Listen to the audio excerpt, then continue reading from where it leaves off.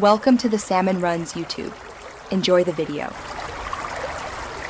In this video, I will explain how to reset your keyboard on PC. We'll start with the simplest method. First, completely unplug your keyboard from your computer. This includes both USB and any other connections. Wait for at least 30 seconds, giving the system time to clear any temporary states. After this brief pause, plug your keyboard back into a different USB port if possible. This often resolves minor glitches and connectivity issues, getting you back to typing smoothly in no time. If a simple replug doesn't work, the next step is to address your keyboard's drivers. Open your PC's device manager, which you can find by searching in the Start menu.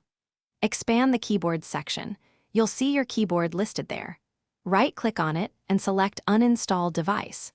Don't worry, your computer will automatically reinstall the necessary drivers when you restart it. This process can often fix software conflicts or corrupted driver files that might be causing problems. Many modern keyboards come with dedicated software from their manufacturers. If yours does, open that application and look for options like Restore Default Settings or Factory Reset. These built-in tools can often resolve complex configuration issues. Additionally, Windows offers a helpful keyboard troubleshooter. You can find it in your system settings under Update and Security, then Troubleshoot.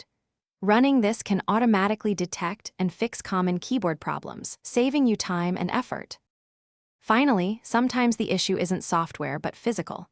Disconnect your keyboard and use compressed air to gently clean under the keys, removing any dust or debris that might be causing keys to stick or malfunction. Also, check for any visible physical damage. If your keyboard has firmware updates available, installing them can sometimes improve performance and stability. As a last resort, test your keyboard on another computer to determine if the problem lies with the keyboard itself or your PC. Thanks for watching.